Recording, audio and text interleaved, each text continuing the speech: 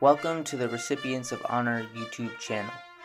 This channel is dedicated to telling the stories of Medal of Honor recipients. For extraordinary heroism, distinguished service, and devotion above and beyond the call of duty, during the first attack by Japanese airplanes on the Naval Air Station Kaneohe Bay on 7 December 1941, Lieutenant Finn promptly secured and manned a .50 caliber machine gun mounted on an instruction stand in a completely exposed section of the parking ramp, which was under heavy enemy machine gun strafing fire.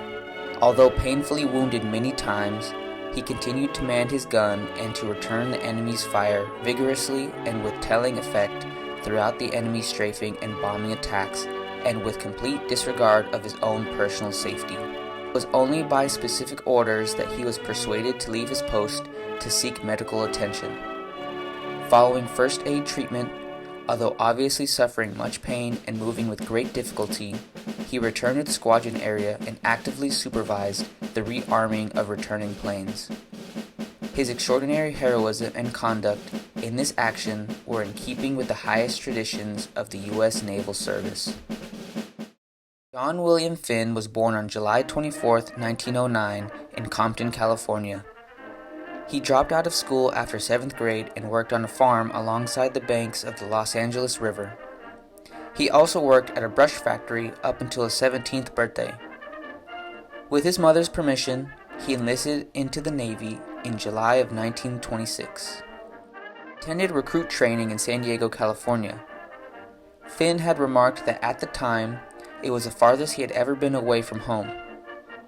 Before attending training, he had read in a brochure that the food served during training was plain but wholesome. He was fully expecting just boiled potatoes and rice. When he arrived, he was pleasantly surprised to have roast beef, watermelon, and a variety of fruits to eat, even saying, "Definitely the finest Navy chow I ever ate." After completion of recruit training, he had a brief stint with the Ceremonial Guard Company. Finn then attended General Aviation Utilities training in Great Lakes, Illinois. He graduated that December, and the following year, in April of 1927, made his way back to San Diego. Finn worked in aircraft repair at Naval Air Station, North Island, before making the switch to Aviation Ordancemen, working on anti-aircraft guns. Finn then served on a few ships, the USS Lexington, USS Houston, USS Jason, USS Saratoga, and USS Cincinnati. In 1935, John was promoted to Chief Petty Officer, only after 9 years of active duty.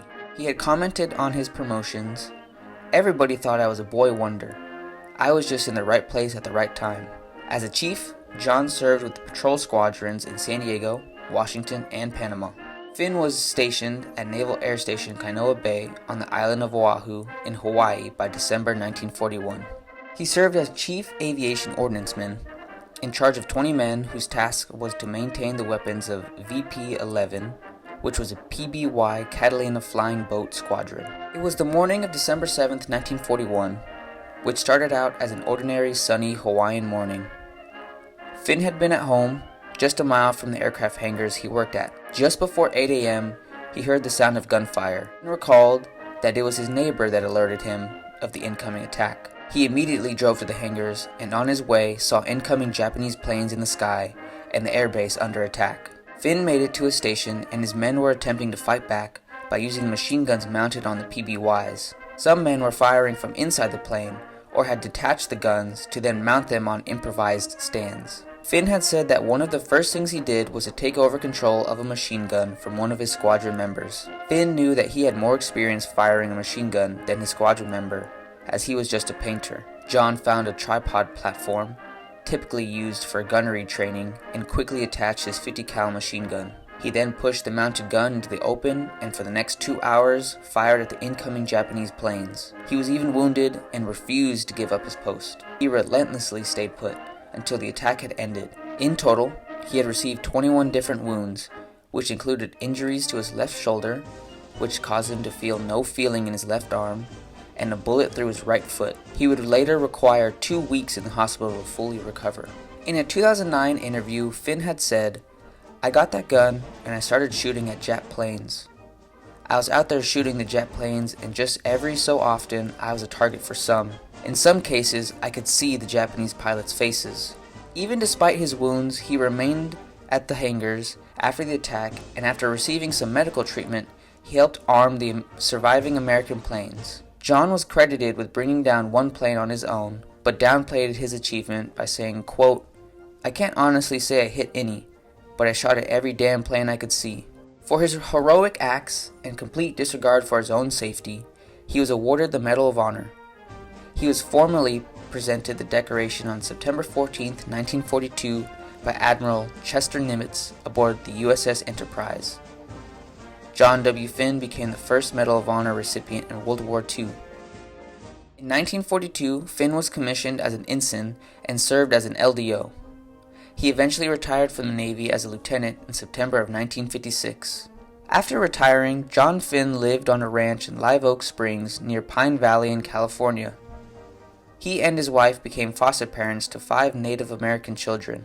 Because of his fostering of these children, the Campo Band of Deguino Mission Indians, which is a tribe of the Jumai people in San Diego, fully embraced Finn as one of their own. His wife Alice passed away in 1998. During his retirement, John made many appearances at events that honored veterans. On March 25, 2009, he attended the National Medal of Honor Day ceremonies at Arlington National Cemetery. He stood beside the U.S. President Barack Obama during a wreath-laying ceremony at the Tomb of the Unknown Soldier. He was a guest at the White House later that day. On June 27, 2009, a crowd of over 2,000 people had joined to celebrate John's 100th birthday.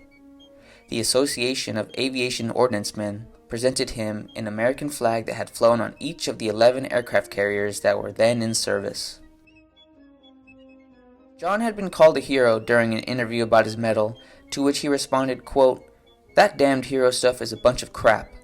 I guess.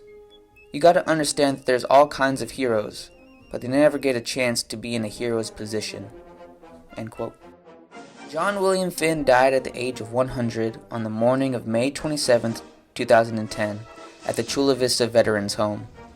He's buried alongside his wife at the Campo Indian Reservation Cemetery. He was the last surviving Medal of Honor recipient from the attack on Pearl Harbor, the oldest living recipient, and the only aviation ordnanceman to have ever received the medal.